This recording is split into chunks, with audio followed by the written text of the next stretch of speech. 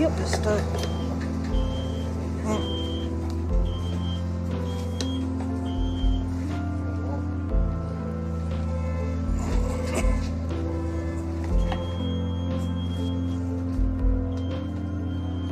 I have to move this.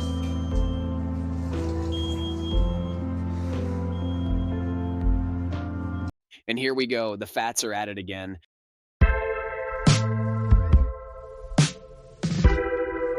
Since the dawn of time, these lingering beasts roamed the earth looking for two things: food and acceptance. Let's go deep and explore the belly of the whale, a subject that affects 40% of people and annoys the other 60. So let's start with everyone's favorite show on the topic, My 600-Pound Life.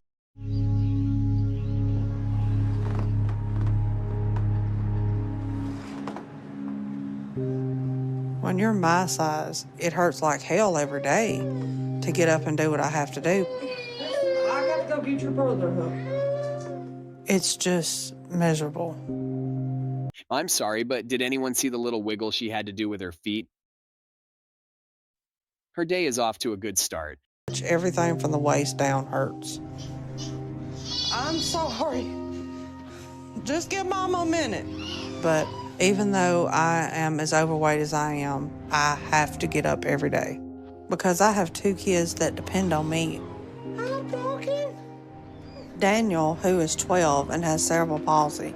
All jokes aside, this is pretty tragic. It's bad enough you've eaten your way to this size, but having a child with a disability is really soul-crushing. It's one of these moments where this situation will either kickstart you into gear to finally break the cycle or send you to the abyss. My husband's able to help sometimes in the morning, but he usually has to get up real early to get to work. So they completely depend on me.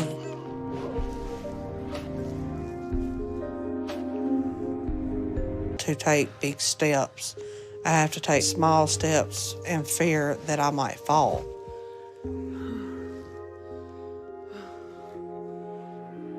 But I have no choice.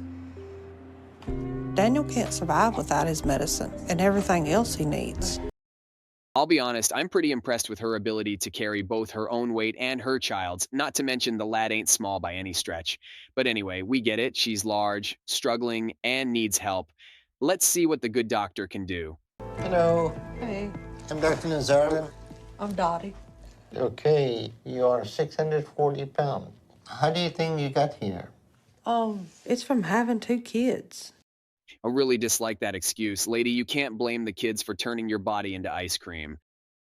I know this might sound mean, but if Mrs. Coffee Bean shot out mini beans and gained a ton of weight, I'd give her 6, maybe 12 months to lose the baby flubber. I'm not heartless, mind you. I'd be like, hey, let's go to the gym together, or I've cooked you this low-carb meal. I'd be part of the process to help her. But let me assure you, I am not going to be one of those guys seen out in public with this overgrown bean huffing and sweating. Like, check out this video.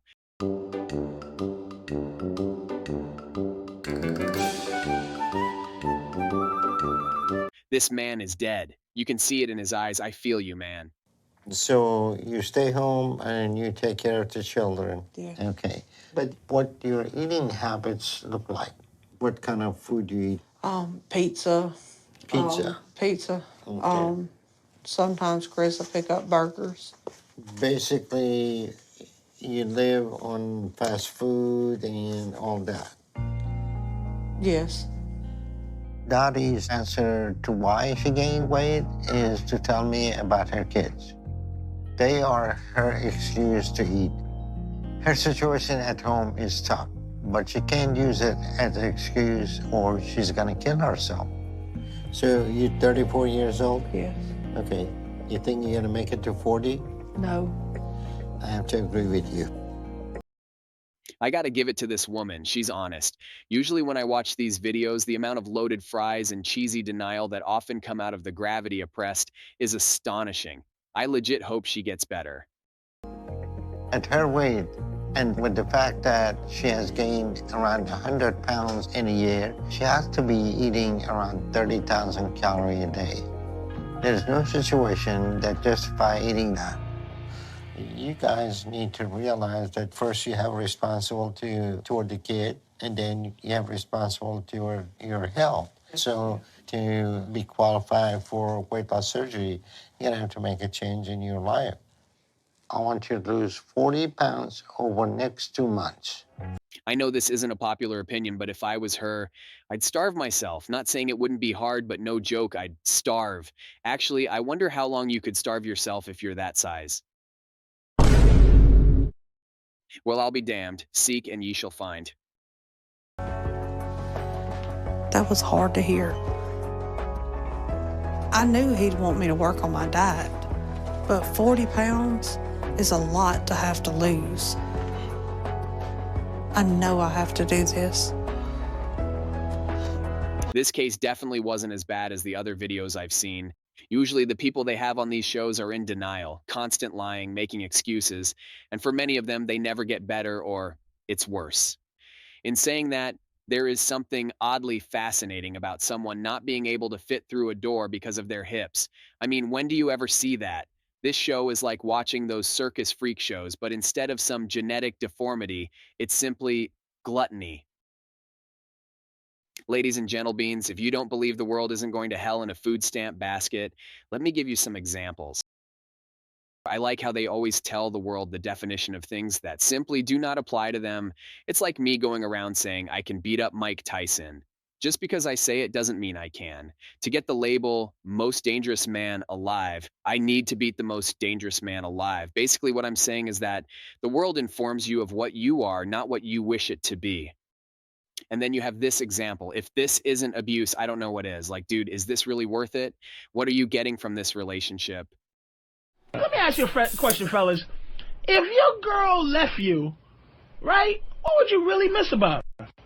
What? Her funny jokes? Yeah. Her what? The way she talks to you when you don't want to talk to her? Like, check out this comment. That is the look of absolute terror. That dude 100% fears for his life and doesn't know how to escape. Or these ones. Angry blobfish is angry. Dude could easily walk in any direction and do better. There's zero chance he couldn't do better. Did she move into his place or did he move under her bridge? And a lot of them have this weird type of self-centered perspective in which they believe that they are brave and courageous, once again applying labels to themselves. For example, for me to be considered brave, I'd have to run into a burning building and not only save the family of 5, but also their antisocial owners forgot to clip its nails cat. But it's not all doom and gloom. There are heroes that walk among us. Like, check out this Cape Crusader. Oh, you're bending down. Are you sure you aren't going to break a hip? No, my hips are actually in better shape than your hips. You want to tell me why that is? I don't know. Maybe it's because I exercise and you don't. For good measure, how about another feel-good clip?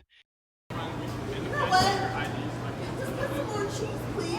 I'm paying for this. You pay for it, and you got your work. Yeah, I know. It's not.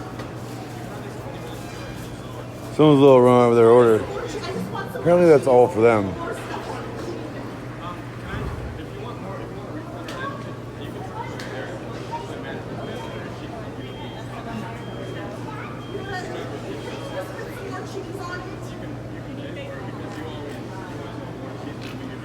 Well, I haven't even bought anything like this for you guys. This is the way you give it to me?